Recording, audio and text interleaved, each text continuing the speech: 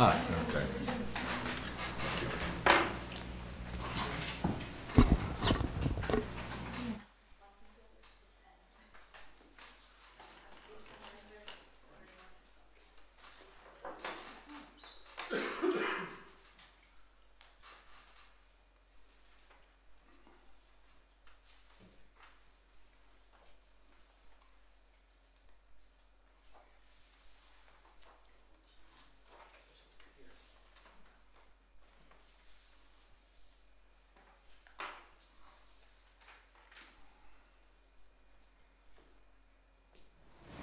Good evening, and welcome to the Board of Selectmen meeting of March 28, 2013. It's nice to see a nice crowd out here this evening. We usually only have a couple. We have an agenda this evening regarding a couple of serious matters. And the first agenda item is we're going to finalize a ballot question for the upcoming May 20th, 2013 town elections. And for those who recall, our last meeting, we proposed a non-binding ballot question that had to do with the Dover Park and Recs commissioners and their proposal to build additional athletic fields at Carroll Park. There was some spirited debate on being bound to this non-binding ballot question, the length that someone will be bound by, things of that nature. So we went back to work, talked to town council. Town council then came up with a couple of additional or one revised and additional ballot question that we spoke about. I presented to Park and Rec, and I'll get more of that a little later. But at the same time, we became aware of certain Massachusetts general laws that we'll discuss a little later also. So I'll continue the ballot question in a couple of different forms. I know it's a little wayward right now, but we have a lot going on. So the first question we want to get into is, should one or two of the questions that a town council has put together in a non-binding fashion for town election be put on the ballot? And I know there are copies if people want to see. Yeah, I don't have enough for everybody. The first one, that Park and Rec has unanimously voted to be bound by. Let me start with that one. Shall the Dover Park and Recreation Commission be advised to proceed with current plans to construct additional athletic fields at Carroll Park, provided such construction is funded only with donated monies and requires no funding from taxes or from the Park and Recreation Revolving Fund? That is the non-binding ballot question that Park and Rec unanimously voted to be bound by. Mr. Oasis, who's chairman of the Park and Rec, is behind, and Rich, can you, are you bound by that, by your vote? Can you confirm that? Thank you. Thank you very much. Excuse me, there's another seat up front if someone would like to sit.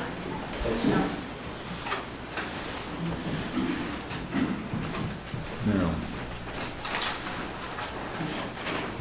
The second question that town council had presented was to do with future plans. But because of certain Massachusetts general laws, it is a moot point. Shall I get into that law right now? Okay. Massachusetts General Law 44, Section 53A, specifically says that towns, departments, and officers of the town can't accept donated goods. But aside, for educational purposes, the school committee can vote to approve the expending of those funds. All other donated funds, the expending of those funds has to be approved by the Board of Selectmen. We just found this out Friday night, late, so it's new to the whole process. Okay? That now has implications for anything in the future. We will, later on in the meeting this evening, give certain charge to develop, to the town administrator, to develop policy procedures going forward and how the approval process will work from the Board of Selectmen. But that being said, that has changed the future of the Park and Rec in this particular issue and being bound to this particular project, because it would have to be approved by the Board of Selectmen. I notified the Park and Rec of this, I believe it was Tuesday morning. Okay, and we all agreed that no other non-binding ballot question is necessary because of that. Okay.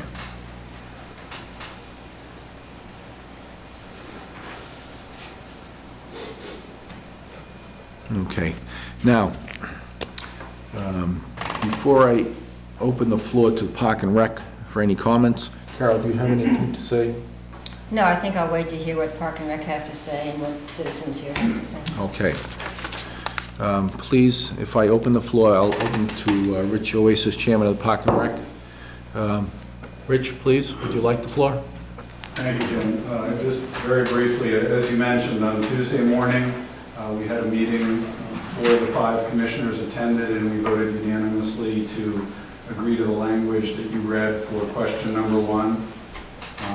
And while the question is technically not binding, we agreed as a commission to be bound by that agreement. Okay. Thank you, Rich. Is that the extent of your comments? It is. Okay. I will open up to citizens' questions at this time.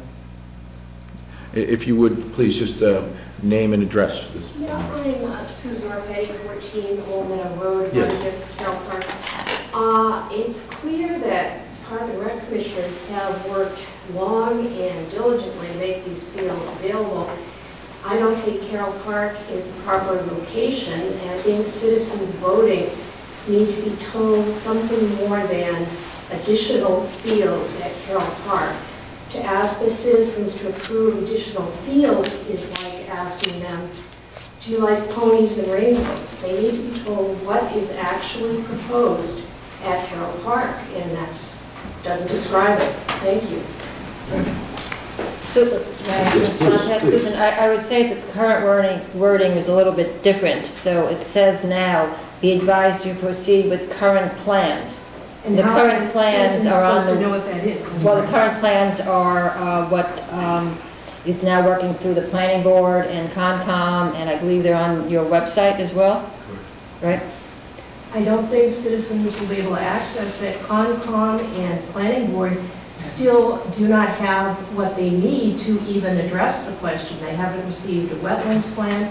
No assurance they will even be able to address the issue before this election. Well, I understand that, but they do, but it does describe the current plan. So, you know, versus the original wording, which was to construct athletic fields at Carroll Park, which was totally open-ended. Yes, please. My name is Sally Helwig, and I live on Old Farm Road, and a group of us have attempted to put together something with more detail, a question that actually tries to briefly describe some of the key components that we think are important to educate any voter so that they can clearly understand at least some of the basic dynamics of this proposed project, because we do feel that it is a project of significant impact. And to simply say that your question is going to properly or inform people so that they can understand what they're voting for. For example, when we voted recently in the last year, there was a question on medical marijuana. There was a whole paragraph or 2 describing exactly what that was and what it entailed and what the consequences were going to be. I think it's only fair that the citizens of Dover should be allowed to be provided with at least the basic understanding of what this is going to entail. And I actually have a copy, several copies I'd like to share, if you would allow me to, that give you a sense of some of the basic.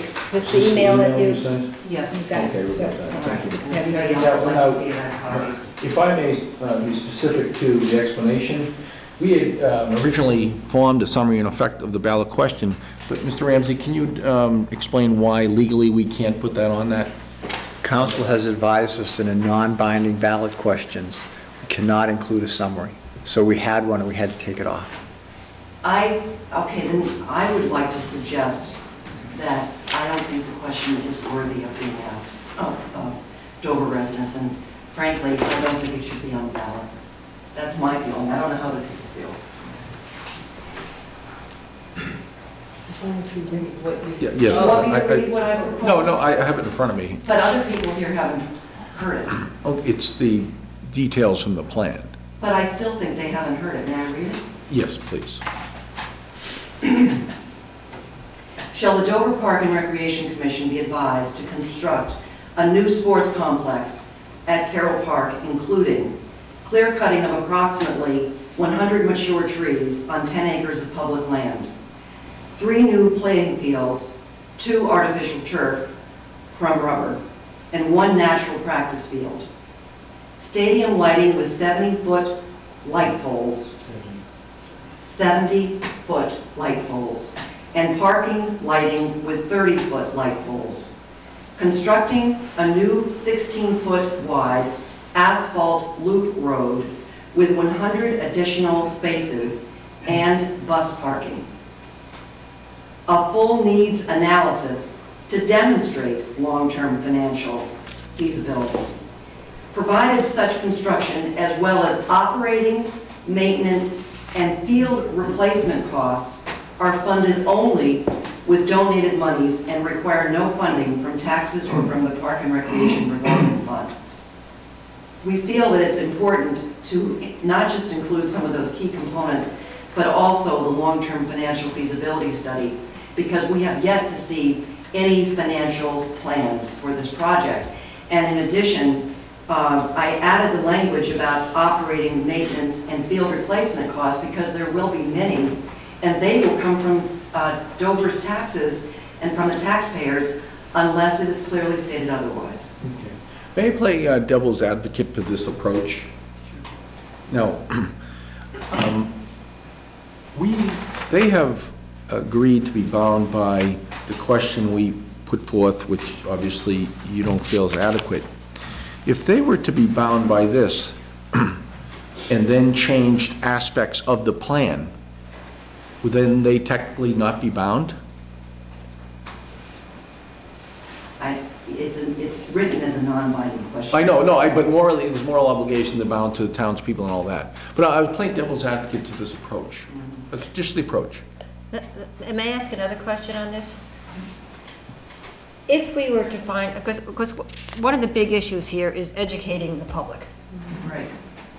Right, and that's the big issue. I mean, if we were able to do what the state does, we could have Park and Rec could do a pro, and a group of citizens could write a con, and people would be educated on it. As it is right now, it's very difficult to know the details of the plan, but it is on the website, and there are minutes and so forth, but it's not easy. There's been very little reporting on the details, so even if you get the newspaper, it doesn't tell you anything. So it's a big issue. It's a huge issue for us, no doubt about it. Is there any way, I mean, can we do a handout? I don't think let me step back. I can't remember in recent history where we had a question on the town election warrant that had not been first discussed at town meeting. Because usually the only thing we have in the town election warrant are the election for positions and debt exclusions, which by definition were discussed and approved at town meeting. So I don't remember a situation like that, and if anybody who's got a longer memory than I can think of one, we'd love to hear it. So we're sort of in new ground here because we don't have the venue of the town meeting to educate, which would put it onto cable. It would make, it would create a presentation from Park and Rec that's a little bit more broad. It would bring questions up from the audience that would then require more information from Park and Rec as a sponsor of the town meeting article. So we don't have that at this point. So one of the questions is, what can we do to educate the public prior to town election on the background to this warrant, if in fact we don't include all these items, Sally, as you know, as you delineated? And I don't know what we can do. Can we do handouts at town meeting for a town election warrant? Well, as you said, Mrs. Lisbon, we can't recall a time when something that was going to be on the ballot wasn't at town meeting. And typically, the materials available at town meeting relate to town meeting action. Right. I'm not even sure who has the jurisdiction to make that call, but I don't have any experience to rely on there. So I think it's something we need to look in regardless. Excuse me, Elisha Lee, 6 Normandy Road. I think personally, the fact that it is not going to be discussed at town meeting tells me pretty much everything that I need to know about this entire arrangement. But stepping back from that, can we discuss for just a minute current plans as they are referenced in Park and Rec's question? Because I guess my question on that is, yes, we can go to the website and we can find the current plans, but if they're to be bound by a strict definition of that as they go forward, and you make a change of some sort for whatever reason, are you then no longer dealing with the current plan, and are you then no longer bound by it? In other words, how tightly are we phrasing this? Because this seems to be so broad as to be almost meaningless. Sorry, Fred Gerner. Well, sorry, I would like Elijah to finish his statement. I guess I'm just sort of uncertain as to what, if the question as it is proposed is voted and the public referendum says, no, we don't want this. What exactly are the limitations that are then imposed on this? Because it looks like there's a tremendous amount of wiggle room in this thing. Actually, there's not. Only because of the fact that Mass General laws that we have discovered, that I just spoke of, ends the wiggle room. By virtue of the selectmen having control of the dispensation of the funds? That's correct. Okay. There is no wiggle room that you speak of. Yeah, one second. That's okay. That's all right. I just would like a clarification though, because you're saying there's no wiggle room, and yet everything that I listed on this question came from the plans at the planning office, from my attendance at all of the planning commission meetings, the planning board meetings that have been held to date, the Concom meetings that have been held to date. I have made an effort to go to all those places, to listen to the plans, to listen to the Gale consultant, to listen to everybody. And based on that information, I have tried to distill these key points and facts about this project. But now you're telling me that these can't be on there because they may change after the fact. I didn't say that. But what are we voting on? I didn't say that. But you said that after the fact. Elijah made reference to the wiggle room of the Park and Rec after the fact, changing things. What my reference is, the Mass General laws, the Selectmen will decide, and we will formulate the policies and procedures in the next coming months.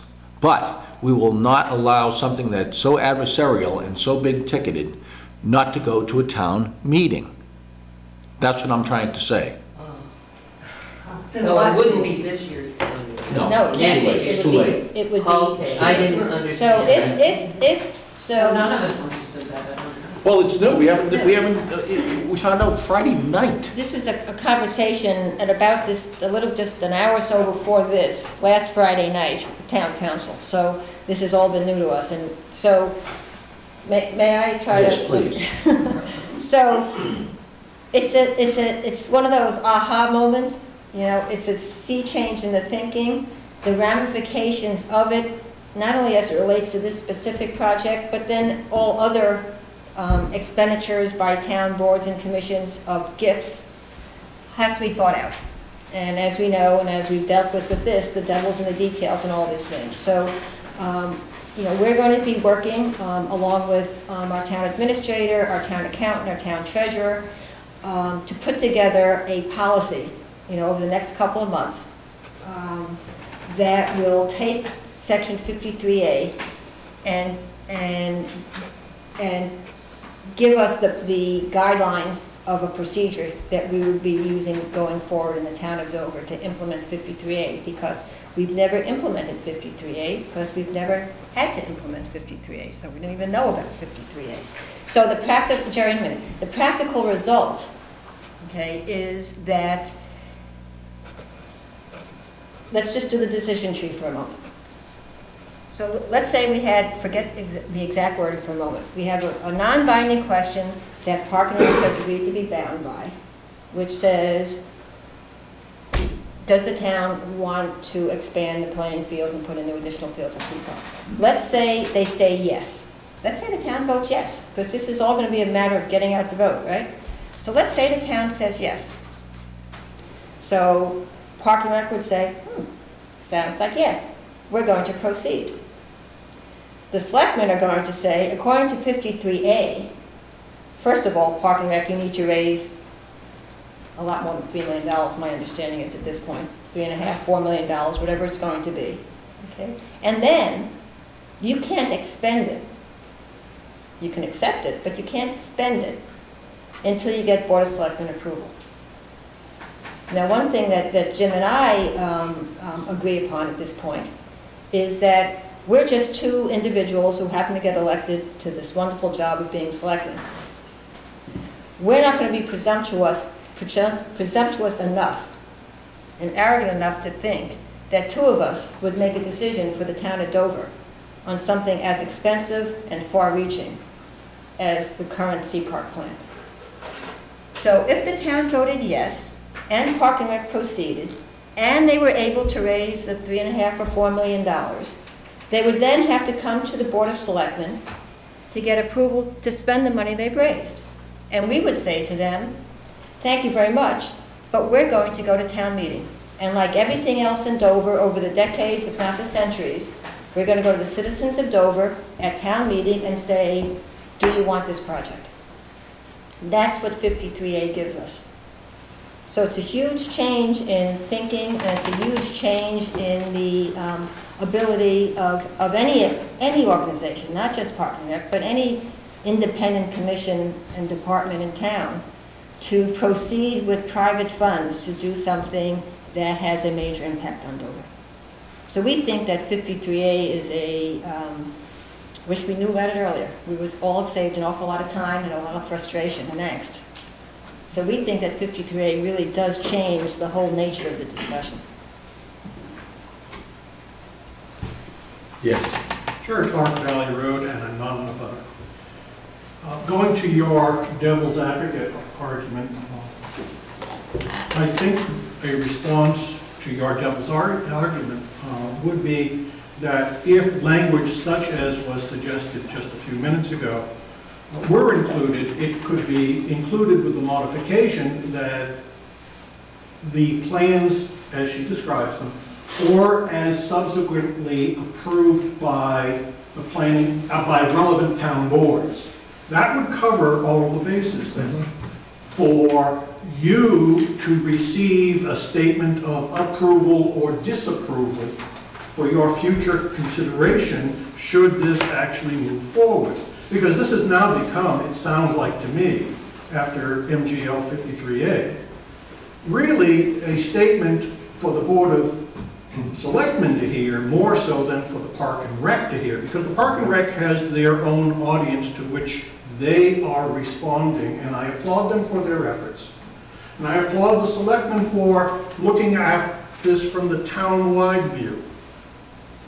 Now, having said that, Ms. Sims, who was behind me a few minutes ago, was on record as pointing out that this, were it to go forward, would be an effort by the town of Dover, benefiting at no cost to them, the citizenry of Sherborne. I am paraphrasing her words as they've been published. that raises to me the question. If these funds were to be available, there are two components that are necessary to implement this. One is the funding to do the job, and the second is the locus, the place to put it. And all of this acrimony that's arisen here in Dover has all been about the place, not about should it be done at all. Conversely, for more decades than I can remember, going back to when I didn't even yet have children and I was a young guy in this town, Sherborne has had rocks at Laurel Field that our kids have played on because Sherborne has said, we have the fields, but we don't have the money. Now, it sounds like to me we have two components necessary and conceivably two components available to solve this problem. Jerry, I don't want to interrupt, but I want to keep it to a ballot question here. I don't want to get off on fields in Sherburne versus fields in Dover. But I think ultimately the Board of Selectmen have now put themselves in the situation of standing on this ballot question as a point of information to them should it in fact be put on the ballot and a vote taken on it. And to that point, I've made the comment in a number of meetings that I feel this ballot question is a public opinion poll. And quite honestly, the Park and Rec commissioners know if there's a negative vote, you really couldn't raise the money. If it's a positive vote, they'll continue. So I tend to agree with your last comment. Anyone else have questions? Please. Hi, Kathleen Mitchell, Oakley Road. Thank you for this forum. I know it's part of your work that you do, but I appreciate it. I want to dial it back to 2006 when the Commissioner of Parks and Recreation stood before town meeting encouraging us to vote for the Medfield State Hospital property, that it would satisfy our playing field needs for the next 10 or 15 years. So we all got out the pocketbook and voted for that. Then in 2008 and 2009 at town meeting, we voted down for design fees to do this particular project. I think I have the years right. I might be a little bit off on that. We've already voted on this notion of the need for playing fields 3 times. I think this question should be thrown in the wastebasket because it doesn't give the appropriate voter information that's necessary to make a cogent and intelligent decision. I've been to several public meetings that have been sponsored by Park and Recreation as an interested party and as a neighbor, and I've heard information stated and then it's changed at the next meeting about what the conditions of the project would be. So needless to say, there's plenty of misinformation. But this question has already come and gone and come and gone and come and gone to the citizens of Dover. We already put thumbs down on it 3 times. And we're all rallying for the cause to build the fields at Medfield State Hospital because we already paid for them. The next part to that is, I'd like to know how much money we've paid to date via Parks and Recreation to get this project planned. And we both know, or all know, that it's not fully planned. It's not a comprehensive plan. It's close. It's really, really close, and it's pretty thorough. But even in planning board meetings, there are many details that are asked by the planning board members that even Gale Associates representative says, I'll get back to you about that. So the details are not out yet. So as well as Sally Helwig's and her group and the explanation, it's been voted on already. I guess that's the best way that I can capture that. And the second part to that would be, I can smell, and I'm not a lawyer, lawsuits to beat the band if a question this vague goes to a ballot in town. There's so much misinformation, so many crazy questions, chain link fences, signs, posts, lakes, gates, everything, that it appears to me that there ought to be a line item in the budget somewhere for legal counsel to be on retainer until God knows when all this, if it does ever come to fruition. And the last part to that is, I would like something put into the question, dollars and cents, for what would be a groundwater contamination legal fund and escrow, because I'm very concerned about not only my well water, I live near the park, as you well know, I'm like the old penny that keeps coming back on this, But for the rest of us, for a groundwater-dependent town, you gotta read up on your lawsuits. It's fraught with peril. We have one drenching rain in icy conditions when the whole catch basin system that's designed around these artificial turf fields heads south, overflows, it pollutes our groundwater, and we have a lot of problems. There's phthalates in this artificial turf. It's the same junk that we get out of plastic water bottles. Need I say more? You've heard it all from me before. I'm sorry I'm a broken record, but No, your comments are well taken. thank you.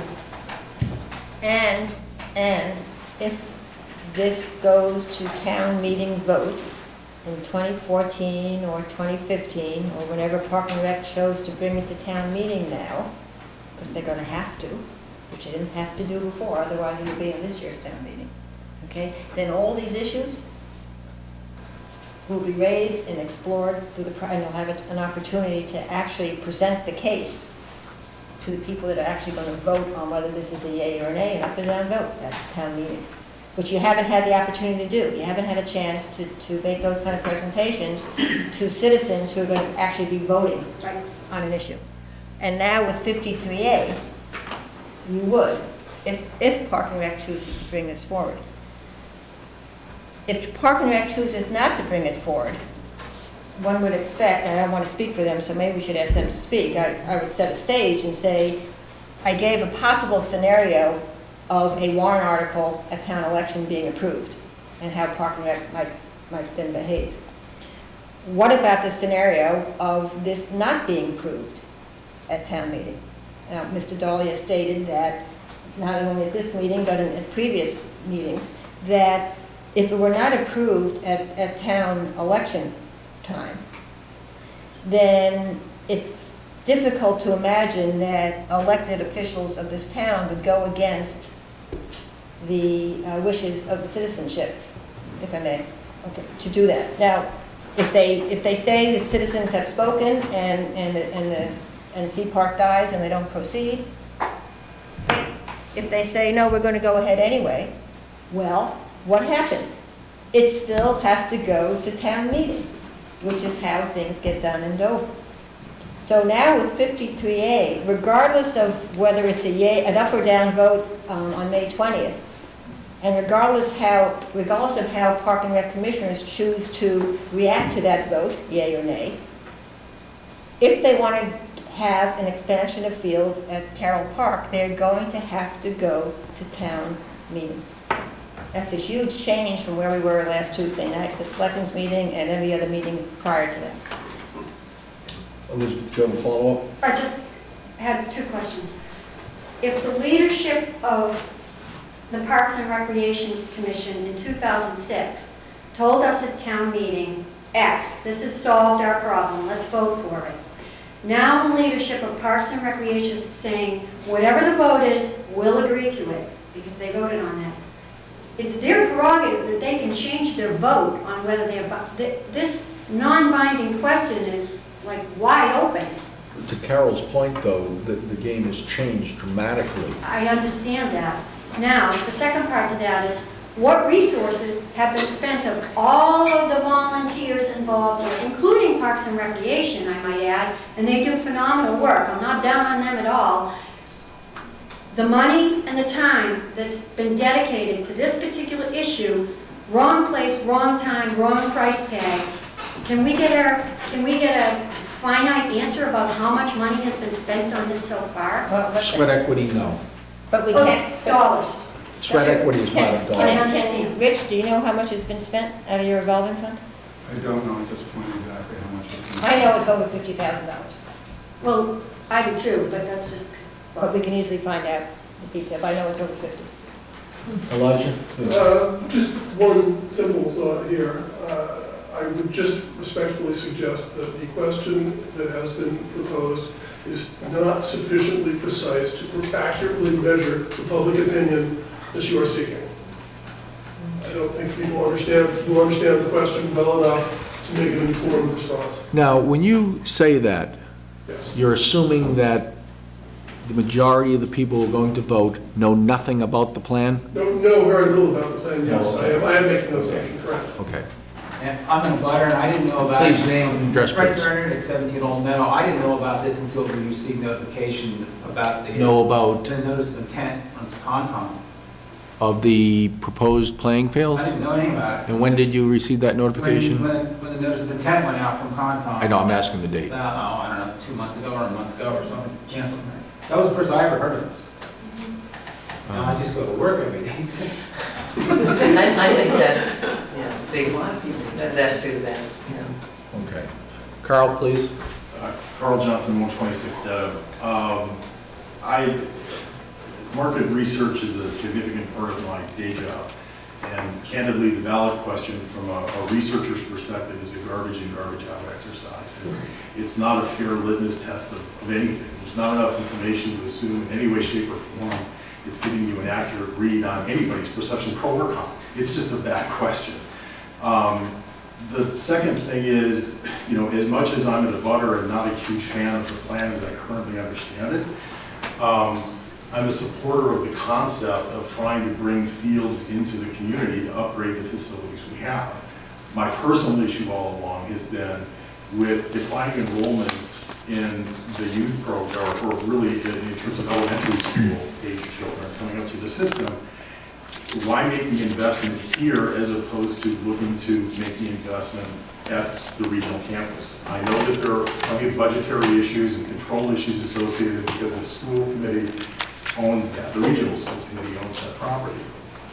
But I've had plenty of sidebar conversations. I'm a Dover School Committee member with members of the regional school committee who've been actively working with another group, the Dover Sugar and Boosters, raising private funds to develop the fields on that campus. There's plenty of undeveloped land there, as I think others have alluded to.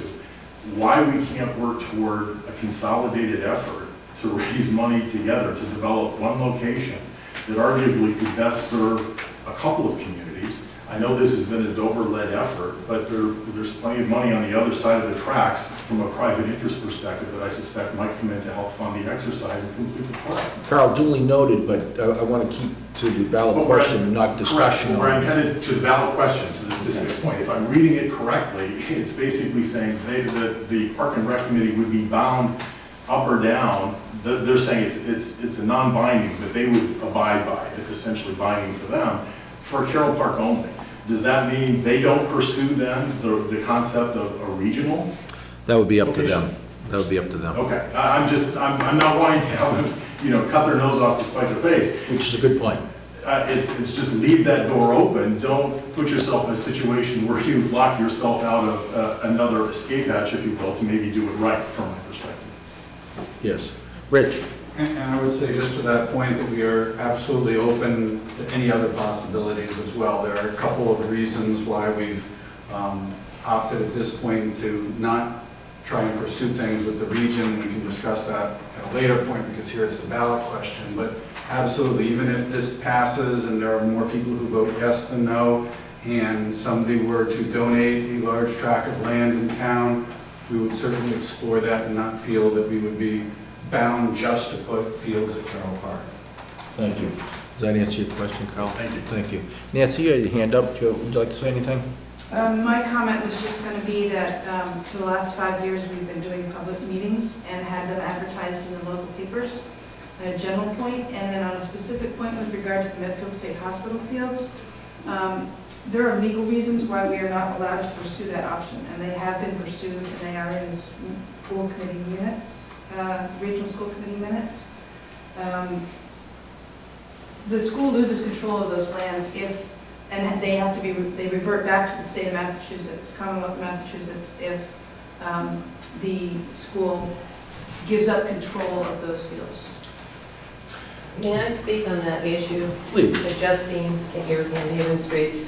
Yes, I have read the statute, and the school committee, regional school committee does have to have authority over the fields. However, Nancy, that doesn't preclude the community education department of the regional schools from becoming the new regionalized park and rec department for Dover and Sherburne.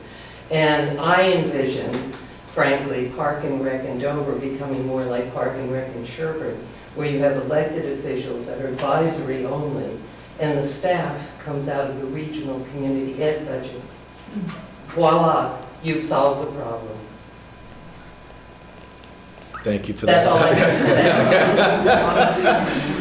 That's not on agenda tonight, It's not on the agenda. I just want to give you something to Yes, look absolutely. towards. And created others. But can I ask one other, just, Please. this new interesting statute that Yes. you came up with, not you personally, but I mean, your town council recently discovered, does this apply to any amount of money? I mean, what are we talking about here? It does not, in the Mass General Law, it doesn't specify an amount of money, so I'm going to say any amount of money. It does not, give you thresholds. Do you think this has, I mean, I'm just trying to think if there haven't, I've lived here a long time and followed, issues in Dover, and I'm just trying to imagine if there have been other times when either money or land were given to the town, and whether the selectmen actually followed through on this statute. I mean, or is it a relatively new? I don't know the timing of the statute, David. It's not a new statute, but as far as we know, it's never been followed by any board or commission that's accepted the gifts In or our by the town board. or anywhere? In this town. In this town. I've started an initial search of some other communities, and they have observed it there, but not in Dover. And where there have been significant donations, namely with conservation land, of course, that's already been authorized by town meeting. So this is the first instance where no town meeting action has been taken and a substantial gift has been proposed. So it's unique. If I may, you cited initially that school committee is the one exception to that. I can tell you, school committee does vote every donation.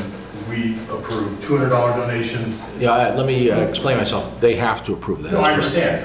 But my point is, in terms of dollar value that comes before us, it's whatever the donation level is, it comes to school committee for approval, large or small. Good.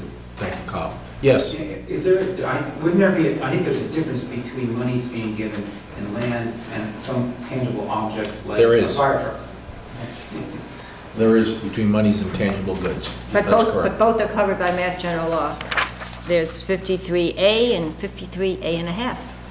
So both would have to be Both real approved. estate and Tangible goods and cash and grants, donations and grants is how it's explained. Yeah. Fascinating. So as we've both been saying for a while now, this is a sea change in the way that we look at not only Dover in general, but in this project specifically. So we can discuss, the wording of the warrant, whether it's worth the paper it's printed on, whether it's worth the vote or not. The end result of anything is that it goes to town meeting. Regardless of how it's worded, regardless of whether we have a ballot question on the town election warrant or not, regardless of how it's worded, regardless of whether Park and Rec chooses to proceed this year or next year or the year after, doesn't matter. Whatever happens, and however it gets there, it's going to end up at town meeting like everything else that we do here in Dover, whether it's a building or a major initiative or whatever. And that's why it's so overwhelming. Elizabeth had her up first. It's Kathleen. Oh, Kathleen, I'm sorry. No, she just looks like taking notes. I want to make sure I understood you correctly. It's my understanding of what you just said, that if it's a thumbs up or down, if it's a thumbs up and it still goes before town meeting, that's because the two of you agreed that that's what you're going to do, or because that's town precedent? I don't understand. There is no town precedent. We're going to develop the policies and procedures going forward. Thought process as it stands now is we would rely on the input from town meeting on such an adversarial big ticket item. Okay, you said that. That's a general thought process. Okay. Elijah was next, thank you. Another quick question, I guess I'm a little confused. Thank you for all you've brought up here. But if all of this is the case, and I'm not questioning it, then why are we having the ballot question at all? Excellent question. Excellent question. So why don't we ask, we have our own thoughts on this too, but why don't we ask Park and Rec why they would want this ballot question and what they would do with it? Could Kyle a little bit of process on this one.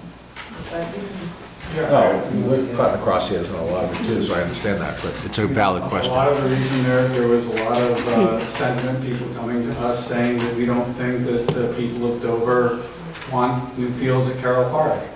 And we thought about the best way to put it out there for people to answer that, and we came up with having the ballot question. Actually, Justine had her hand Just up a next. query.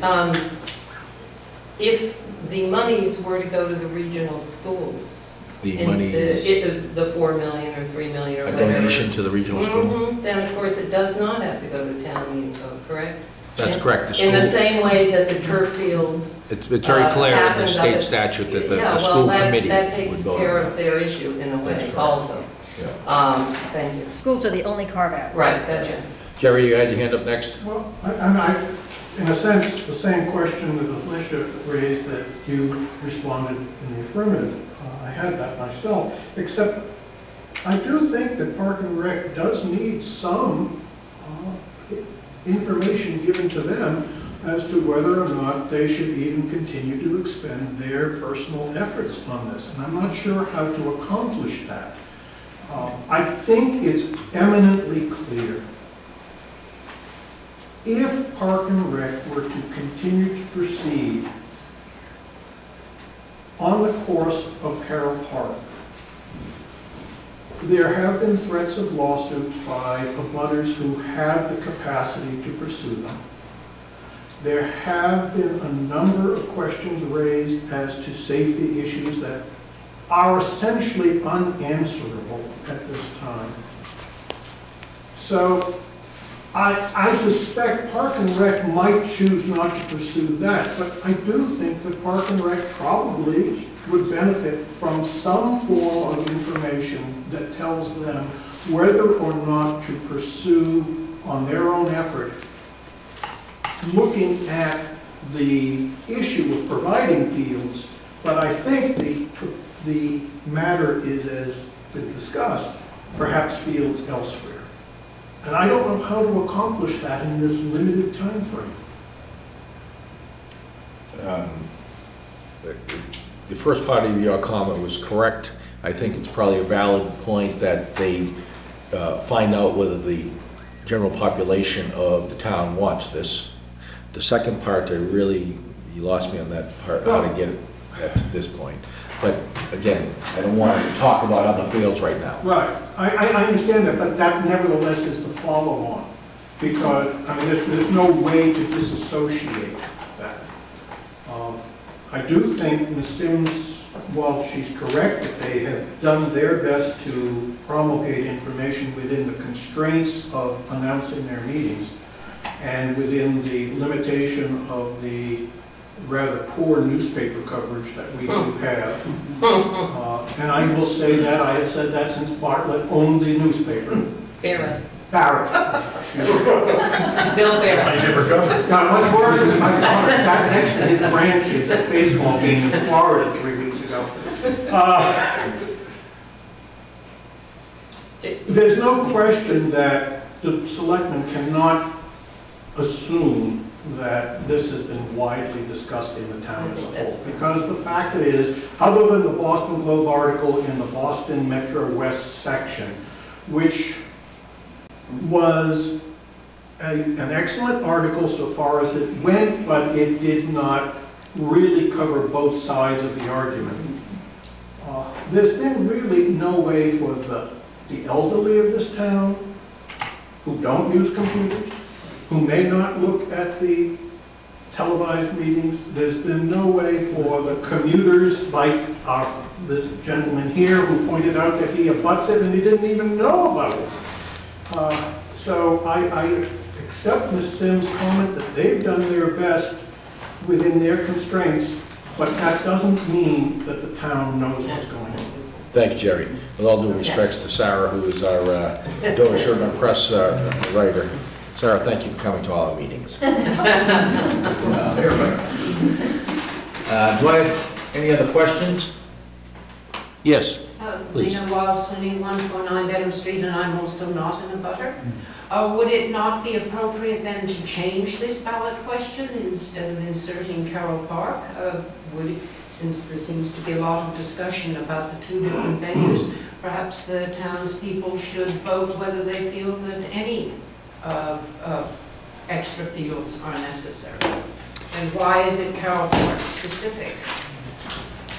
I believe that question was answered, and maybe Park and Rec can answer this for me, in the survey that we put out to the town last year. Do you guys happen to know the answer to Well, the that? answer to that was that no, townspeople voted, if this was for the master plan, they voted that there should not be extra fields if the town had to pay for Is it. that what the vote was?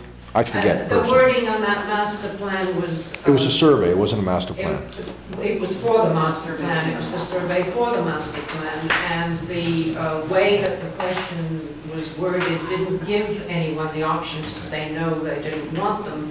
It was whether they were going to be paid, didn't want them if the town had to pay for them. I remember those questions. I'm sorry, I can't give you the exact, I was looking at it this afternoon because this is a point that's been brought up by all of us and the citizens who have been concerned about these new playing fields in Carroll Park is that what was indicated in the survey for the master plan was against such a project. Okay. But, you know, we've talked about this individually as well, that we have a town governance structure, which is quite amazing. And I don't think anybody, if they were creating a new township, okay, could, even if we allowed marijuana growing and dispensing in Dover, come up with the structure of this town government. Because when you get right down to it, the only place that the buck stops is at town meeting. And up until 53A, the only way something got to town meeting was if it was a bylaw change or it required town funds. So there was this huge loophole, if you will, which fortunately we haven't had to deal with up until now. Thank goodness.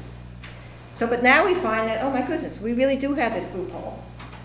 But now, thanks to 53A, we have a way of closing the loophole. And I know I keep repeating this all evening, but we now have a way of saying, okay, we have this loophole in town government, but now we are closing it by using and implementing 53A. So whether it's a new school to be built, whether it's wild woods to be bought, whether it's a significant change in land use to create new fields somewhere, all this now has to go to town meeting. And that's the way the town has always operated. And I would posit that Dover's done pretty well by that system. And it's worked for us in the past. We've now found a problem. We've found, thank goodness, a solution to the problem through Mass General Law. And that we should allow this project to continue should Park and Rec, as elected officials, choose to pursue this or any other field plan A, B, C, or D, knowing that like any other project in town, it will come to town meeting. You know, that to me, this is a huge step forward over the dilemma we were discussing last Tuesday at the Selectmen meeting. Huge. Yes, please. Several thoughts. Since the town meeting, since this is the new reality that you're talking about, that this will go to town meeting at some point if Park and Rec wants to move forward with it, would you hold a special town meeting, or do they have to wait a whole year? Since it's too late. That's an excellent question. Since we haven't developed the policy and procedures, I'm not in a position to answer that right now. They're in the process of moving through these different boards, and now you're saying you're going to take a couple months to develop this, and so I'm just trying to figure out where we really are, and if in fact it's going to go to town meeting, I really do question the validity and purpose of this vague question that you all have hung your hats on that doesn't even begin to delineate the plan. Well, I would say that in light of 53A, no one's hanging their hat on it.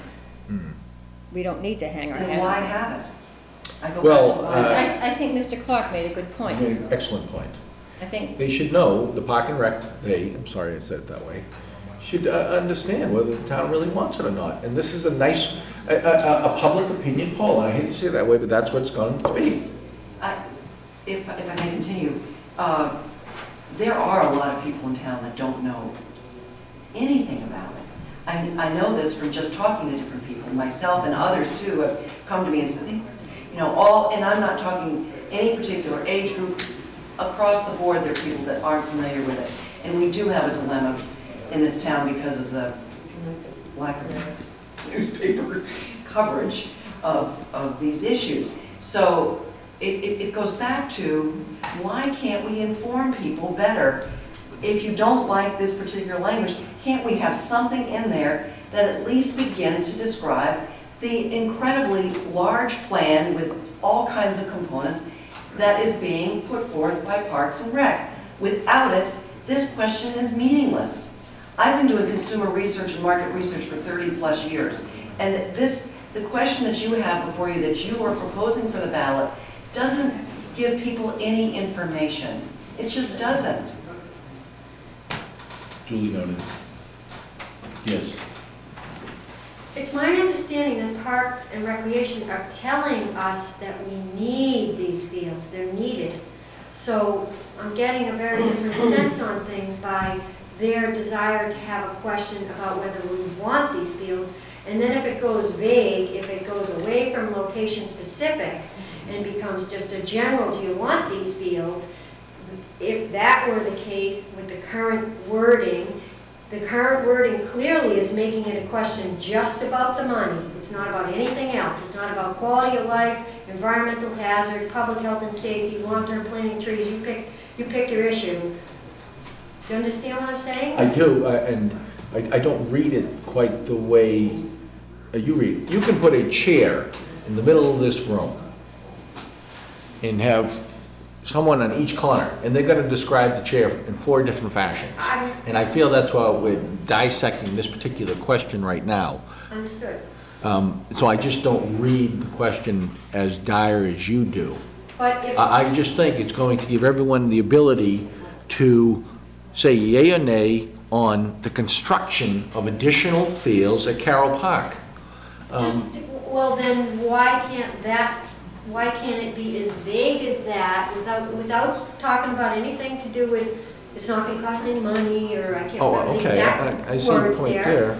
And take it, but why can't it be called a public opinion poll? Why does it have to be a ballot question? What's a non-binding ballot question? Because we run the town and the state runs us through a series of mass general laws, and this is what you have to do to put something on a town election warrant. But the question's already been posed several times before, as I cited in my original comments, and second to that, in the long-range planning committee, they went out and polled everybody. What do you want? You want trees? You want swimming pools? You want skating rinks? What do you want? I don't understand why we keep going back to, if we've been told that we need it, I don't think. Well, have they asked the question to the 3 Park and Rec commissioners who are here tonight? Because it's not us. I can I'm sorry, appreciate that. it's not us. I appreciate Every question you're asking is a question to Park and Rec, either today or tomorrow or the next year or 2, as they decide if they're going to come to the town and ask for fields somewhere. I understand that, but Okay. and I can appreciate your frustration and what I'm asking you, but I see you both as the moderators of this meeting. I have asked these questions, now I'm seeing this in public forum and you as moderators, but I appreciate your frustration with my level of questions. I hope that Park and Rec, you know, there have been claims that Park and Rec hasn't heard a lot about folks that have problems with their proposal and all. I hope tonight that you've heard enough to know that there is serious issues that need to be worked and discussed and communicated. And I sound like a broken record when I talk about communication in this town, because it's a huge issue. The entire process of governance in Dover, of going with a town meeting, assumes that you have an informed electorate coming to town meeting. And I have absolutely no idea, nor do any of you, it appears, how to keep the electorate of Dover informed. So that any point. ideas would be much appreciated, because I don't know how we do it. To that point, we're bound by the legalities on how you word things, whether it's marketing. We can't go down those roads. Our lawyers tell us what to do, what words to use. It is up to the opponents or the petitioner to get the vote out, to educate each side. It's not up to the Board of Selectmen to educate the views here. We push the process along. We actually force Park and Rec to do things. I sit in every single Park and Rec meeting, and I'm not supposed to say a word, but I open my mouth and tell them, you gotta do this, you have to do that, you have to do that. It's in the best interest of the town.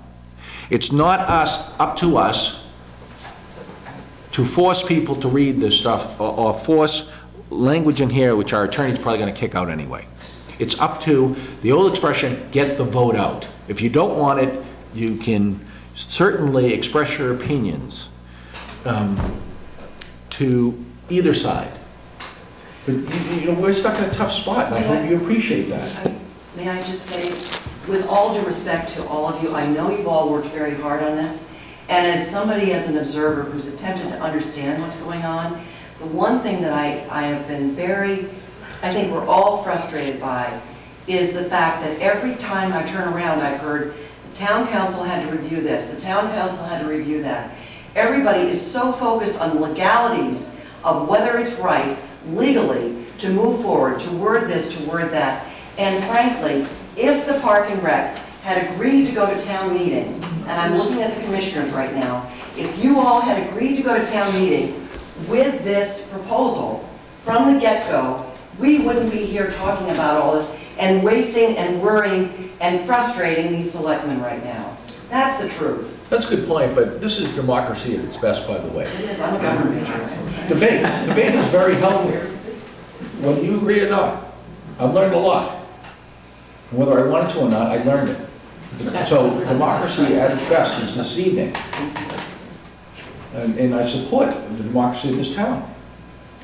It has served us well. Absolutely. You're not going to move to Boston now? Tomorrow. You're beginning to sound like, you know, but it's, the point's well taken. But healthy debate is very important to the whole process. And that educates everyone.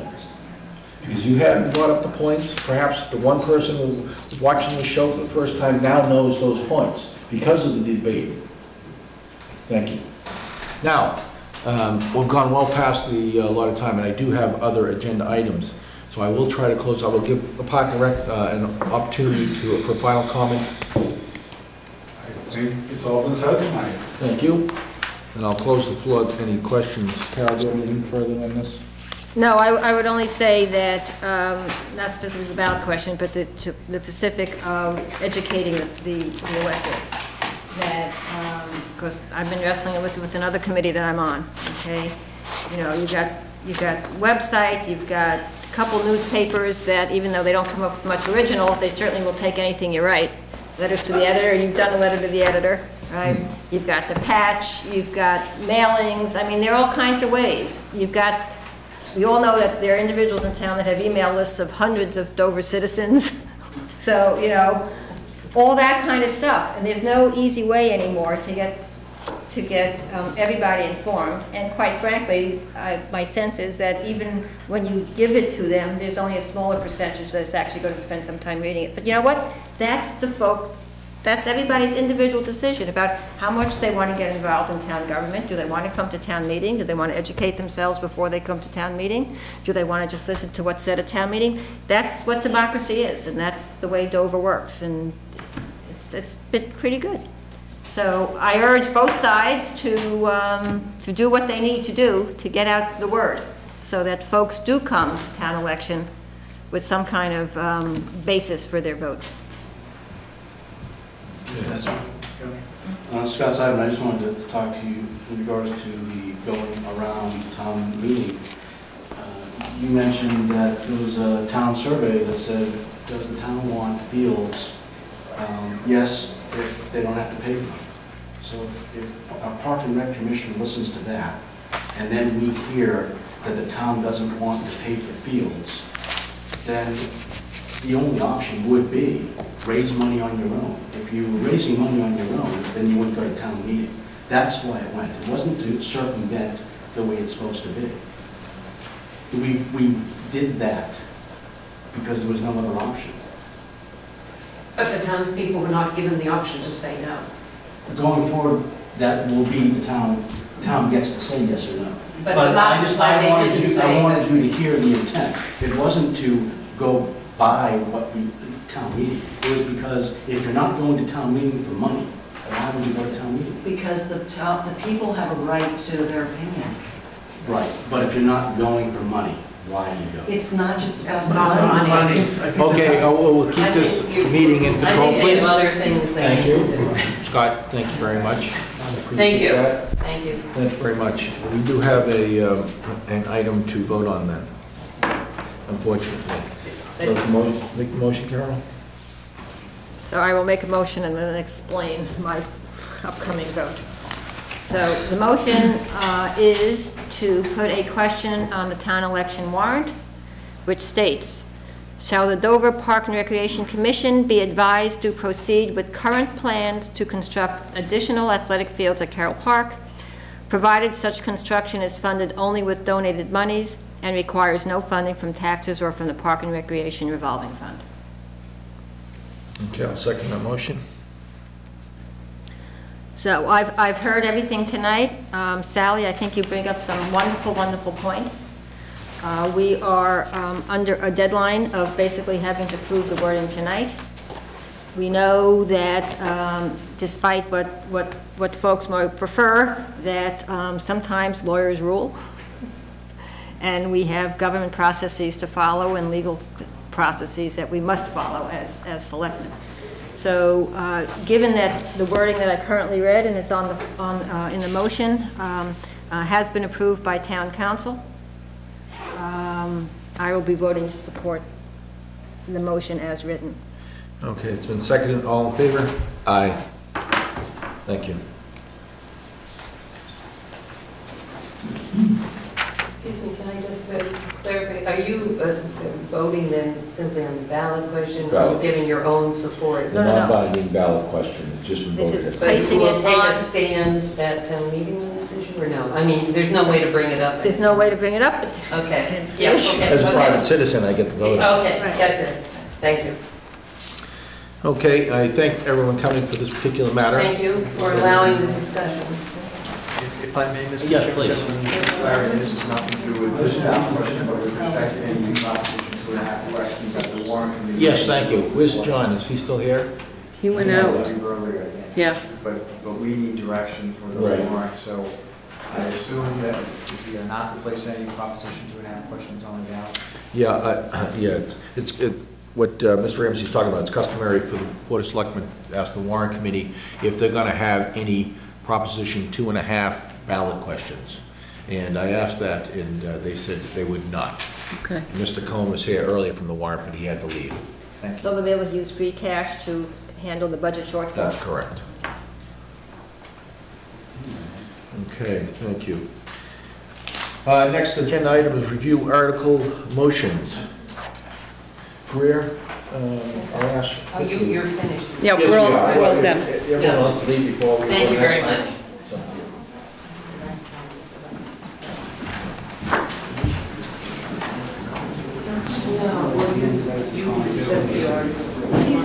Justine, well, we are in a meeting, so if you guys want to just talk, please outside. Are you going to talk about the... You'll be talking about Article 12. Yes, all of them? Yes, including 12? Article motions, we're going to. No, I mean, I was just going to update you on any changes to the draft motions that you saw last time, and yeah, there's, Thank you. Thank you. yeah.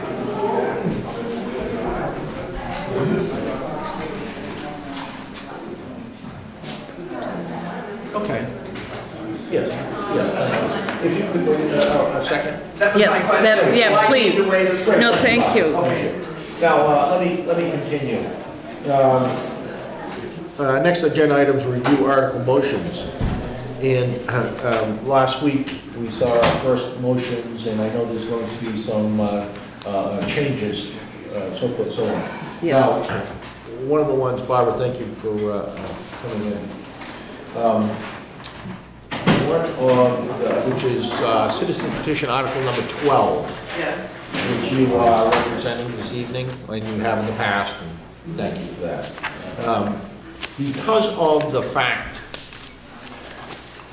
most of that premise of your citizen petition was basically for the town to vote the expenditures of a donation or accept a donation. That was The premise, perhaps. I know it was the targeted. town meeting was, yes, thank you. was the main premise, yes. Given the fact that we now know Massachusetts General Law,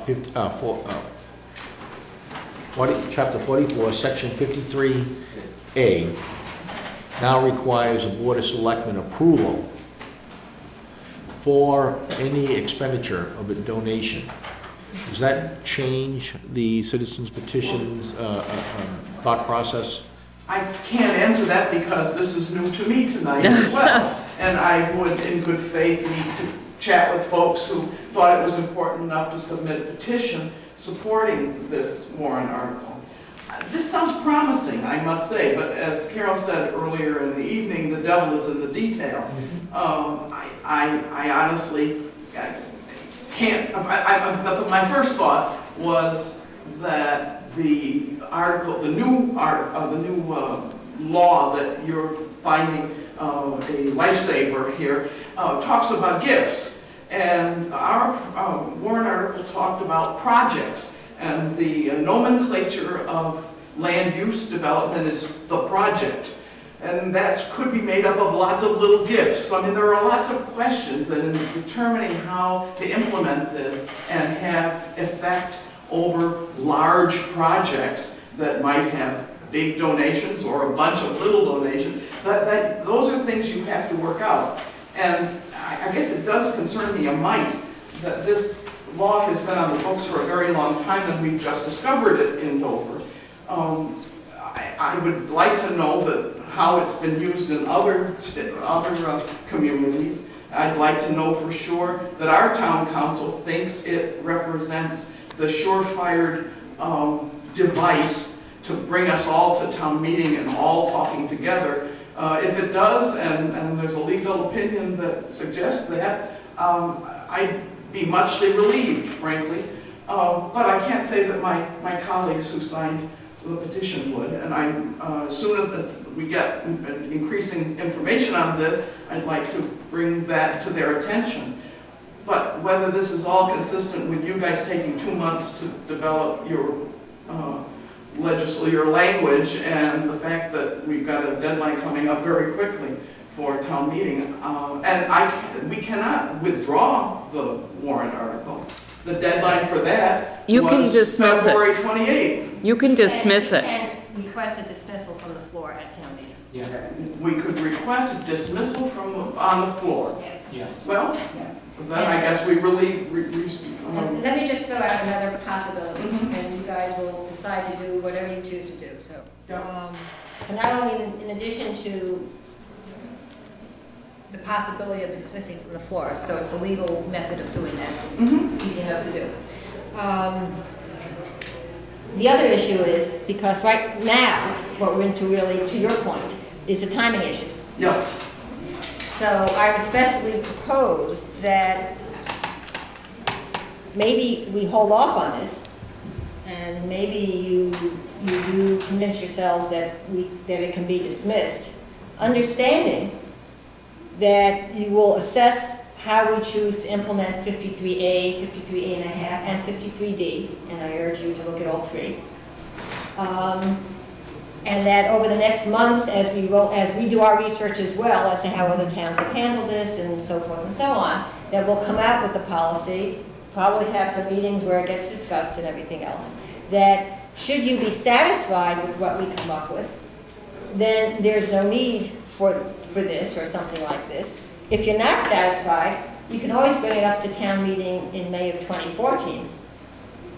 But you'll give us the opportunity to look at the new situation first. So I hear you. taken under consideration. Thank you. Thank you, Barbara. Thank you. Thank you. Okay, Greer, I did pose a question to you. Nothing's been finalized yet, and we do have a couple of tweaks in the motions to, as we go forward. Yes, yeah, we do. We are just amending the definition for medical marijuana treatment center, so it would be identical to the state's definition upon the recommendation of our town planner, just to make that clean. And we're awaiting a couple of votes from the school committee next week, which would amend the two motions related to the HVAC project at the middle school and the general capital needs article. In the future, can we just write all the things from the regional school committee in pencil? We'll save us a little time. Sure. We had mentioned last meeting that Article 5, there needed to be a change on the capital budget dollar. And that has been changed to 0 for the tractor, yes. Thank you. Yep. Okay, I think we can move on from there. Thank you, Greer. The next agenda item, and I think we're a little past the allotted time, but no problem. We're going to discuss. The next agenda item discussing formalizing the gift fund review process, and as we've discussed at length this evening, the Board of Selectmen are now on the understanding that there are certain rules that the Commonwealth have, specifically Chapter 44, Section 53A through D, whereby the Board of Selectmen have to authorize the expenditure of donations, grants, and/or tangible goods. And the Board of Selectmen will give the town administrator an opportunity in the next, quickly, I would hope, the ability to create policy and procedures. Okay, I think that's enough on that item. As we go, it's 7 o'clock already, unbelievable. Bob's still here. Somewhere in Canada. Next agenda item is Cable TV Advisor, Bob Fusco. Please, Bob. Can you come close? Who's here?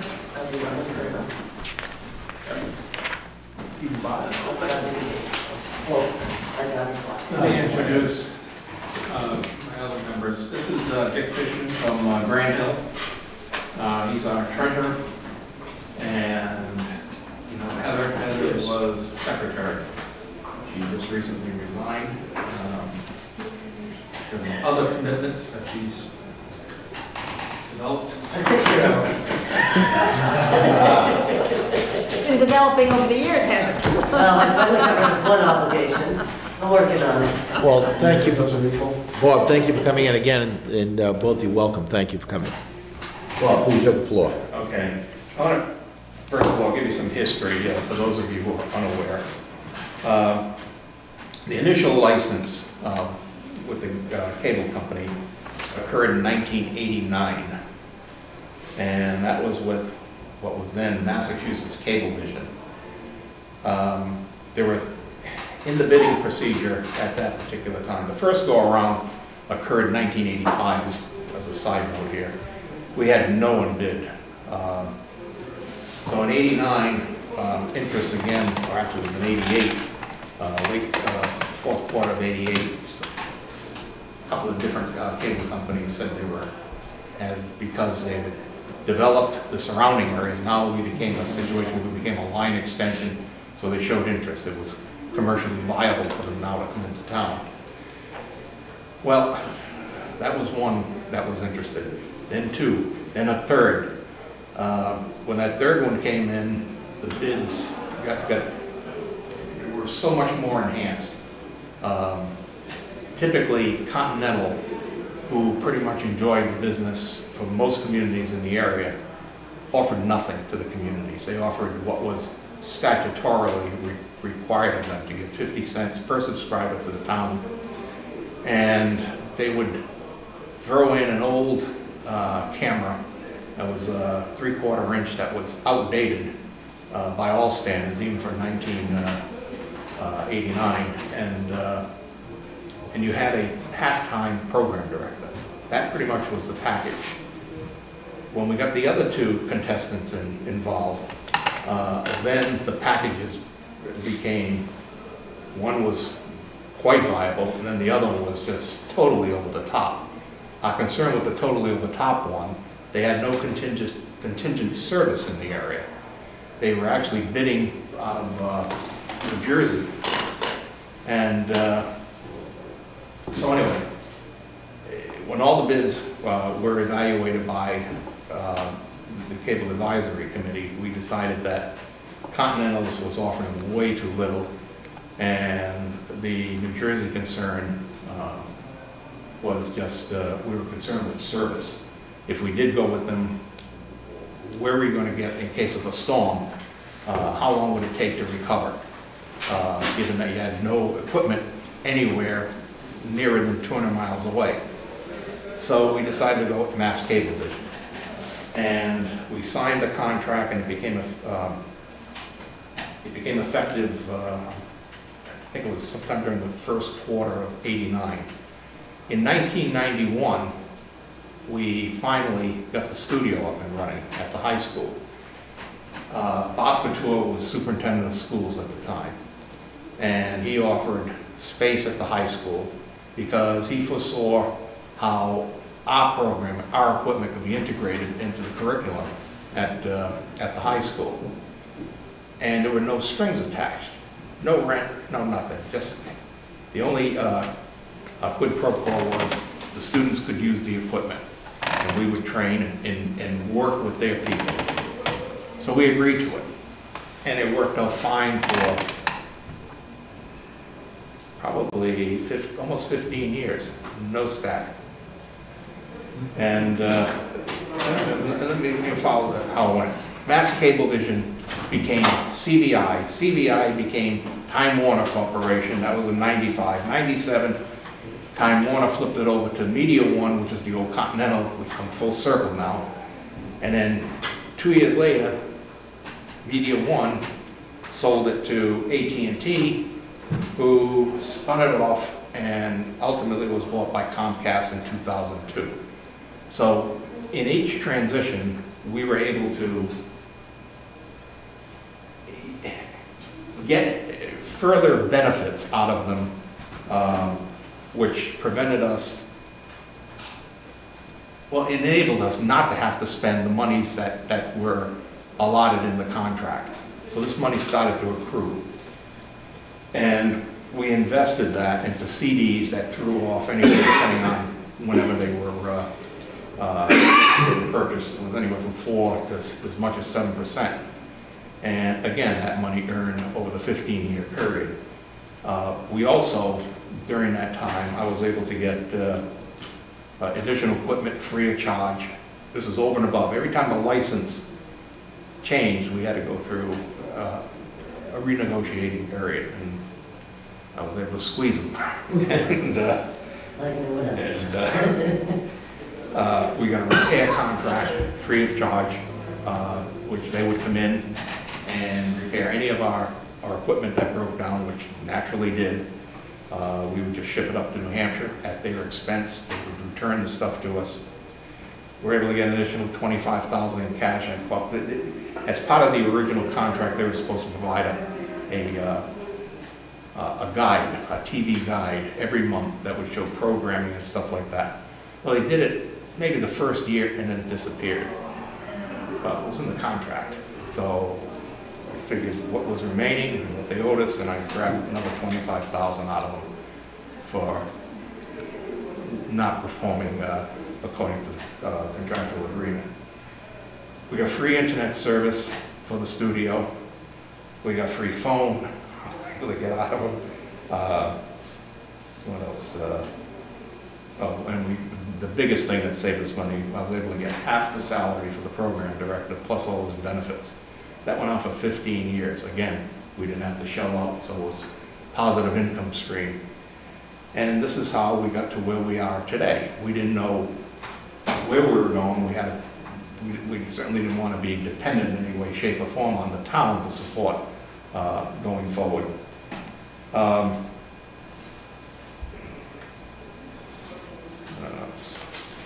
How many envelopes do you have, Bob? Just a couple of Joe, you can see how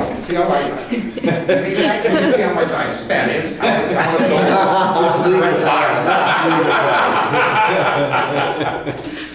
I like it, you recycle. So back to where the premise before, it was in 2006, Sherman came to us. They had their agreement originally they signed with Continental Cablevision. And Continental gave them the package that I mentioned at the outset, where an old 3/4 inch camera, halftime program director, and that was pretty much it. No studio was involved. They got less than $20,000 in capital fund. And then in 2006, their license came up for renewal. And through the help of Bill Solomon, they were able to come up with a pretty good deal. They got $130,000 in capital funds, and with that, they came to us and said, but because they didn't have enough, the $130,000, they had to buy equipment, and if they wanted a studio, they had to start up a studio, which was just financially impossible to do. So they came to us. And our initial reaction was, no. We were solvent. We had absolutely no problems in continuing that operation. And it just made, for the sake of independence, it made no sense to have them join with us because there was not really any clear-cut gain by doing such a thing. So they didn't like that answer. So they went to the new superintendent, Perry Davis, and planned it in his mind, well, you have the studio on regional property. Therefore, if you don't allow Sherman to join with you, then you should be paying rent. So basically, we got blackmailed into taking it on. And they actually went on. Yeah. Their selectmen and school committee got on us, and your predecessors got involved and said, "Oh, we don't want to get involved in this." So we finally acquiesced and had them join with us. They put up at the time $90,000 to our 110, and how we arrived at that is based on subscribers. Dover has more subscribers than Sherman, so it's basically 55-45 relationship. So when we formed this, there was verbiage in the agreement that we could dissolve at any time if either party had a problem, and anything that we brought to the table initially would be proportionally appropriated to each of the respective towns. Well, it's been working. You know, we've had our arguments. This seemingly any time you get involved with Sherman, there's disproportional amount of time being spent there vis-a-vis what they contribute. So, but overall, it's worked fairly well. They contribute their 5% operating funds, we contribute ours, and it all goes into one pool. So the capital monies came in from both sides. Then Verizon came with their offer.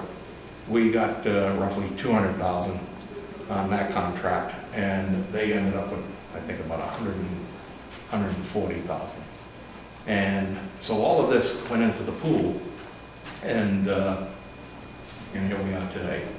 We're solvent, and our mission is basically to be the conduit for the community to communicate both government, education, and any affairs, any public affairs going on in town, back to the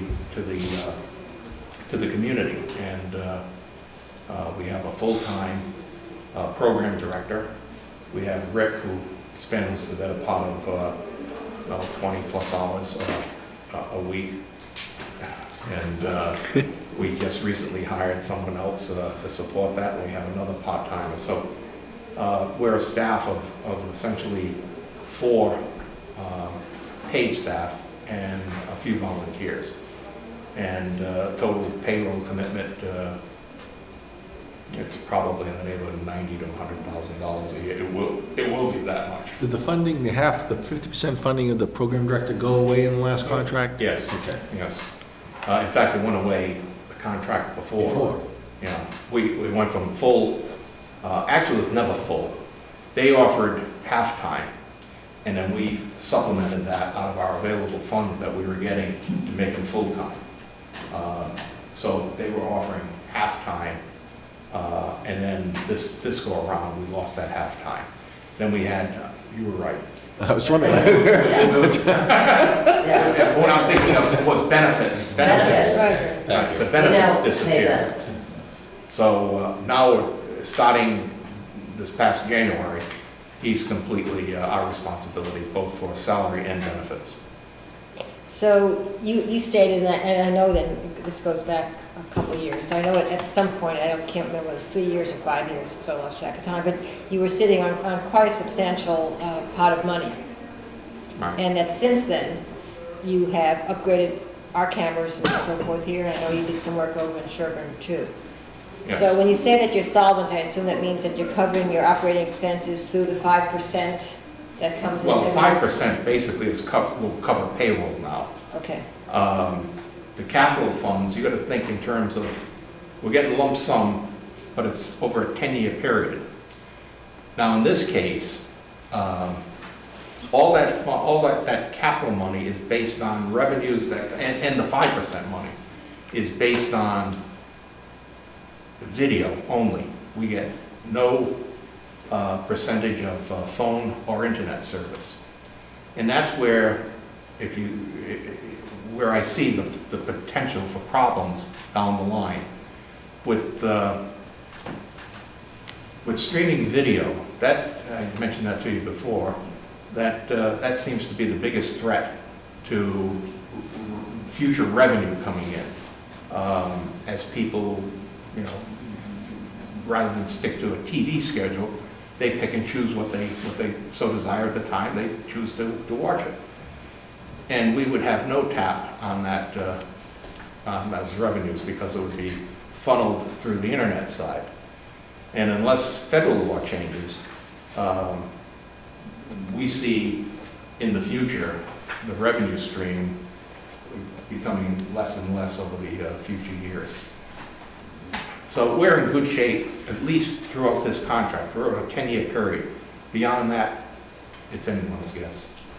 And we've been conservative in our spending, and I suppose that's why we're here. We've been too conservative, because that's my nature.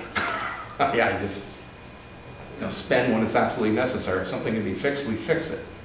And when I was able to tap into their repair services, I mean, it made no sense to replace something that still was functional. We only did that 2 years ago for the studio equipment because it was 16, 17 years old, and the new equipment is like night and day. I mean, we're talking, you know, completely digital, HD, and those cameras there were just beyond black and white. So we went ahead and made that investment. We bought numerous other portable cameras, stuff as you see right behind you, robotic cameras we have, so we can do a 3-camera shoot and what have you. And you would have one operator, as in the case of Rick, where you can control all the various ones. Before, you needed a man behind every camera. Yep. And unless you had the personnel to do that, like for example, town meeting. And when we first started doing town meeting, there was probably six to eight of us that were roaming the floors and running the cameras, and who takes a break, somebody else comes in and fills in behind them. There was the studio people laying cable. I mean, all of that's changed, and much of that's been all done through monies we've received. So that's basically where we're at. Nick has worked up some figures that you can review, and good, thank you. And he's circled the ones that are appropriate. So, well, I feel local access cable is very, very important. Thank you, of course. Thank you, sir. Of course. Chivalry's not dead. Oh, let me continue. I Take think- mine. No, thank you. I think local access and stable is very, very important, and I thank you guys for being directors. I know there's open director's position. Good luck in filling that, yes. There's, the board is comprised, the Dover Sherburne Cable Access is comprised of 9 members, 5 of which are Dover residents, and 4 of which are Sherburne residents. And how they're elected is through their respective towns. Dover elects their people, and then they serve on the regional. So the only thing that the joint committee does is pick offices.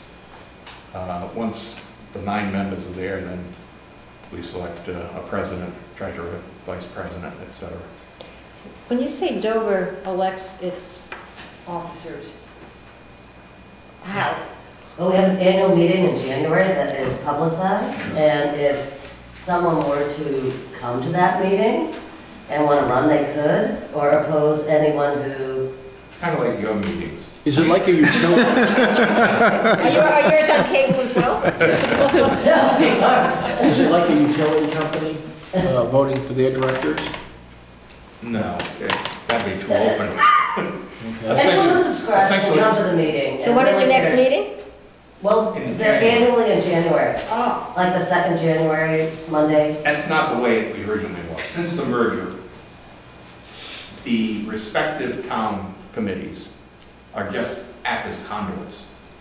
The money comes into the Dover Cable Access and then channels through the Dover Sherburne Cable Access. So they're just depositories. And to represent each town, because that's the way the cable companies recognize it,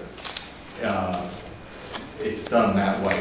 This, therefore, is no obligation, or we try not there to be an obligation, by saying, when we negotiate our contract, that it has any way, shape, or form to be influenced by Sherburne and vice versa. I understand that. So we keep the respective committees. Okay. And So basically your committee is self-perpetuating, you find somebody to fill a slot. we advertise, there's an advertisement that goes in the Dover Sherburne Press. Is the annual meeting, the annual election, etc. They show up, they want them, they're I'm sure interested. you look forward to it every January. It's there. And that's how it works. And once that's in place, then those members automatically are part of the joint meeting. And then together, the Dover Sherburne, as I said, selects the officers. Yeah, this has been very helpful. The conversation, I don't think anything sat in, or maybe you could hear from the hallway, the conversation for the first hour and a half or so of tonight, ended up dealing somewhat with the issue of education and communication to the citizens of Dover, and I would guess that Sherburne probably has the same issue as well, and it's just becoming impossible to find a way to reach folks so that we have good, educated voters at the various things. And the Selectmen's meeting from last Tuesday, which was on the same topic of these motions, was viewed by quite a number of folks in Dover. I don't know how many by cable, but the email that I got was YouTube. We're putting content up on YouTube now. Which was news to me. So I went on YouTube today, and sure enough, you put in Dover Sherburne Cable, and here we have a member of the committee, not even knowing it. Well, I resigned. Okay, oh, okay. And then I go on your website, and I see no mention of it. And it would seem to me that that's a very important piece of information for folks to have. I sent you an email when we first did. I said, now you're going international. So I didn't see it. So I would hope that you could do that because we just added the capability of streaming a YouTube video through our website. Oh, that too. So it just happened. So we can, as long as I find it, we can put it on the front page. Excellent. And all you have to do is click on it. You don't have to go to YouTube. It's right there. In addition to the meetings, when there isn't programming on air, you've got the community bulletin board. And if it's, for example, turn on, in the case of Comcast, channel 22, that's your government lineup, and it'll list all your meetings. It even gives some of the, when it's a replay of your particular meeting, it would give the agenda, et cetera. So it's available, it's there. People are just gonna tune in. The only hang-up has been on the Verizon side, which you've been fully aware of. They would see this program, except I hear Rick tells me we have a glitch tonight. They're not seeing you or me. Verizon or the Comcast? Verizon or You're gonna Comcast? see the both. Oh. Comcast isn't No, tonight? there's a problem apparently at the hub, and it'll be replayed. Rick, when will you get this edited? Tomorrow? I'm gonna try to do it tomorrow. It'll probably be on the air for replay. Let me be very clear. So then tomorrow, once you've edited it, it'll be on air for replay, then you'll post it on YouTube? We could, yeah. Once the material, once the content's available. Yeah, they've increased the size of the, you can put any of them. Don't put it on YouTube. That's the way it's going around now. I might suggest that we use the front page of the Dover website to state that you can watch these on Sure. YouTube now. There is, Perhaps. we have, on the sub-menu, it referenced Dover Cable TV on there, and On the front page, absolutely. you know, so you could make a notation on that. Well, Have Bill- Maria, would you Yep. work with Bob and make sure that we get something on the Dover homepage? Yes. Great suggestion, and perhaps the Dover Sherburne Press could Do an- on that as well. Now, of course, this glitch that happened here, once the fiber cable is dropped, which should occur by summer's end, then this will never happen again. This signal here would be fed directly to the studio, and it would emanate out of the studio. The problem back here is, this is old copper, and it's had problems all along. That's why when we try to push some data through and connect everybody so that everybody could share one internet service, it kept breaking down because it's unreliable. I want to be very clear on tonight, because it was a very important meeting. Was this on TV at all tonight? No. So if people tuned in, what do they see? I see the bulletin board. Without explanation? He didn't find out till this evening himself. Is that what's going on right now, that black screen? You need me to come to this?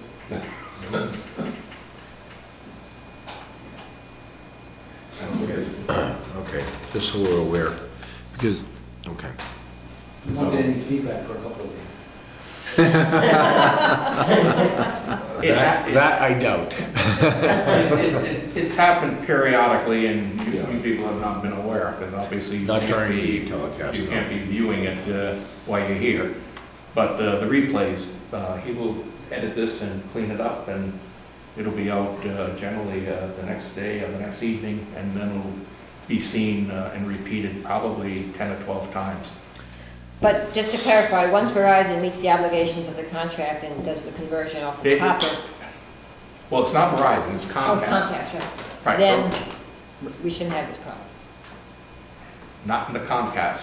Now, it's up to Verizon now, again, to pick it up from... Yes, but wasn't Verizon saying that the problem was that because we were on copper and blah, blah, blah, blah, blah? No. They're saying that when they laid out the schematic for picking up signals from the various spots, that government was fed through the hub site. And therefore, they were under no obligation now to pick it up from the source, which is absolute nonsense, but what are you gonna do, litigate? So we've let it slide, knowing that So if you're a Verizon customer, you only see it live.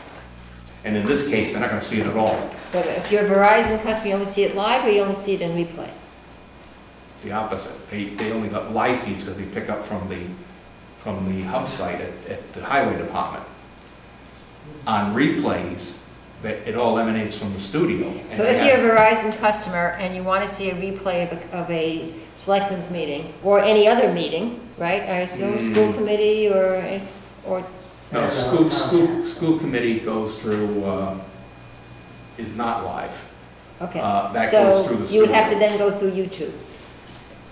for government. If it's government, school committee is on the school channel. Okay. And that comes from the studio. So it's going to be very important for us to let Verizon customers in Dover know that they can see government stuff. They have to do it through YouTube. YouTube, and I've asked Mike, our program director, to run periodically on replays through the public channel.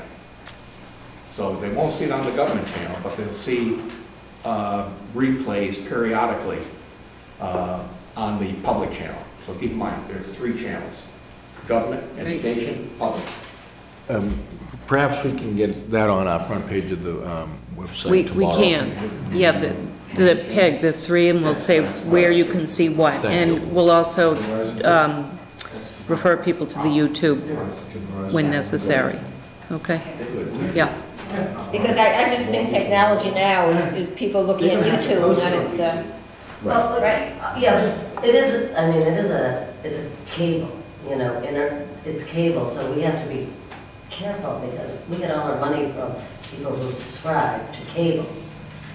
Yes, but if people aren't going to lose their cable just because they can watch a selectmen's meeting on YouTube. YouTube, they're not gonna see it. YouTube at all. All due respect, all due respect, So they're going to cancel their cable contract regardless, so at least we have YouTube. Yeah, I know, I'm just saying. Okay, so, you know. Hopefully, like I said, over and over again, this will all be rectified once the fiber is run from here to the studio. Then Verizon has got to pick the feed up from the high school. And again, this is just, the problem only occurs on the government channel. I understand.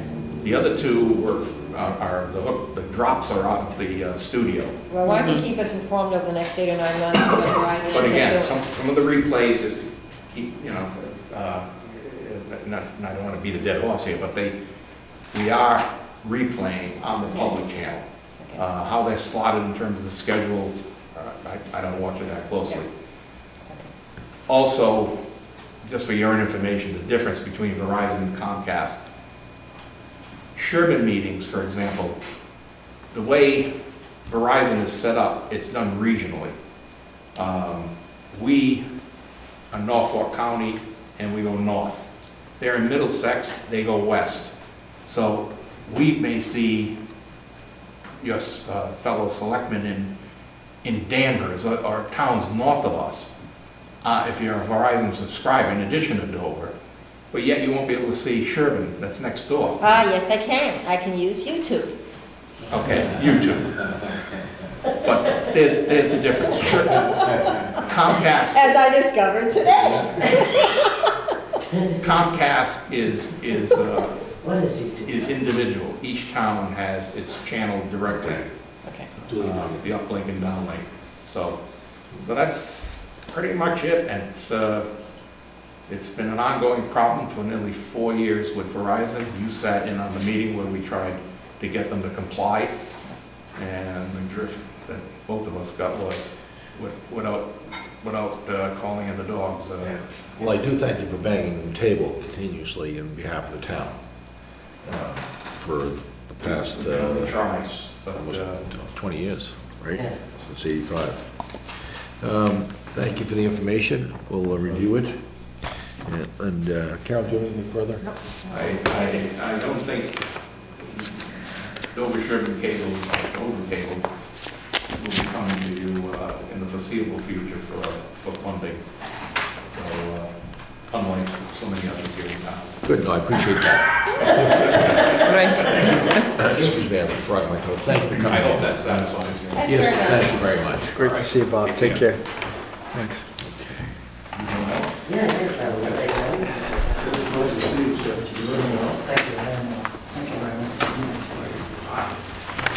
Next agenda item is an appointment. Carol, would you like to speak to this? I will, and I will make it a very short agenda. Thank you. Sandy Shovel Hall, who is a member of the Conservation Commission, has had to resign due to other time commitments that he has. We had appointed Dave Stapleton as an associate member, recognizing that the Conservation Commission is one of several boards where there's a tremendous amount of legal and regulations to learn in order to do one's job appropriately. And being an associate member allows somebody to sort of do some training and knowledge gathering before they have to do total on-the-job work. Okay. So Dave has agreed to become a full member to replace Sandy.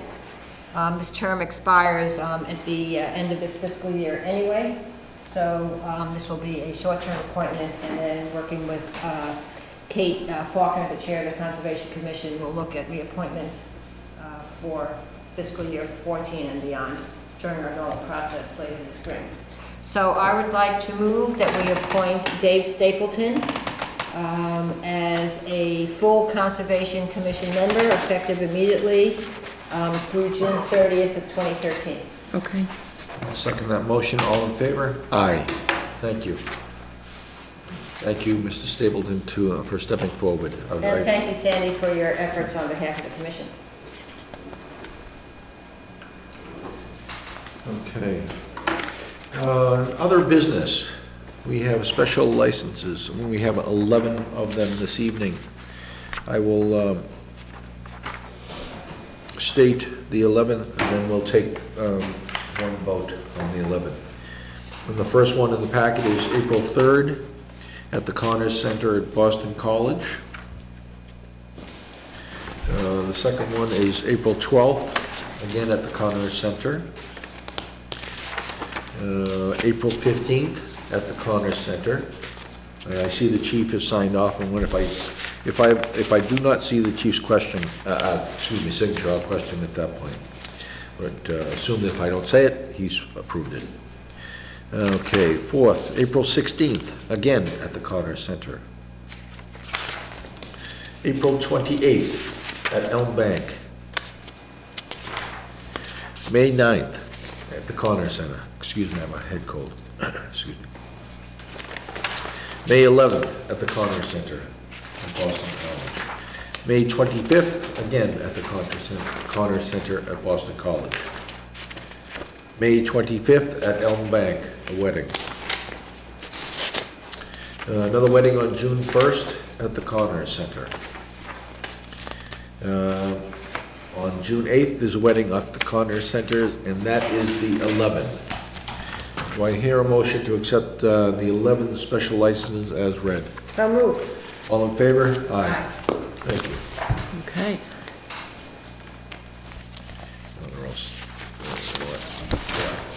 Guess what? Sorry, Bear. That's okay. Thank you.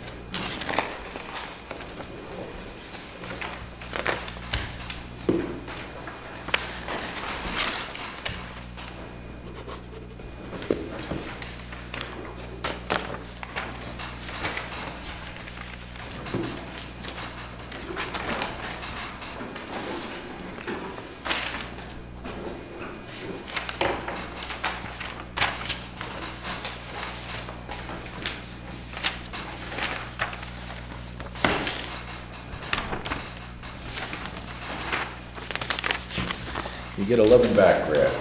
Thank you very much. You're welcome. Great. Okay, on to the next agenda item, which is approved March 19th, 2012 meeting minutes. This was the meeting where we first spoke about the ballot question.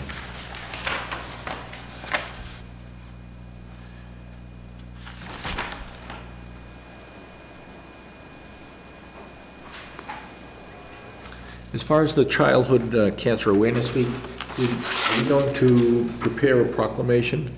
We have the proclamation to attach, Thank you. yes.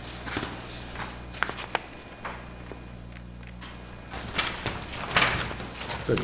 I move we approve the minutes of March 19th. I second. All in favor? Aye. Thank you.